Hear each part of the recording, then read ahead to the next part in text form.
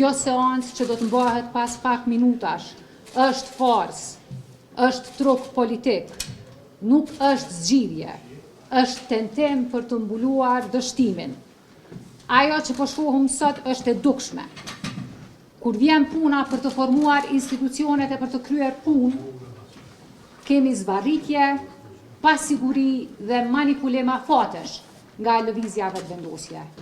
Kur vjen puna për t'i ikur përgjegjësisë, nxitim i çuditshëm, madje, duke shkelur rendin kushtetues.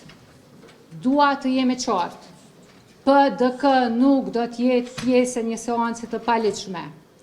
Nuk do të bëhemi fasad për mbulimin e dështimeve. Thirrjet për të shkelur ligjin dhe kushtetutën nuk janë zgjidhje, as për vendin, as për kuvendin, as për demokracinë. Ato janë derë e hapur për kaos.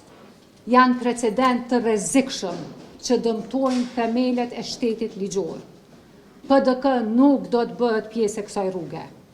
Nuk kemi votë për Kurtin 3, as për zotin Konjufca. Zgjedhjet e reja duhet të mbahen sa më parë. E ftojmë presidentën Osmani që të mos zvarës afatet. Qytetarët kanë nevojë për institucione, qytetarët kanë nevojë për stabilitet, përgjegjësi edhe parashikueshmëri. Për çfarë marrëveshjesh ndërkombëtare po flisni? Kuptoni që Kosova është e izoluar. Kosova është nën sanksione, Kosova është e përjashtuar. Ka pasur, po flasin për planin e rritjes, disa njerëz që kanë izolu Kosovën e kanë përjashtu Kosovën, ka pas mundësi që të adresohen këto çështje. Çka kanë bërë që 10 muaj? Çka kanë bërë që 10 muaj? Kjo është tallje me qytetarët, tallje me institucionet dhe ne.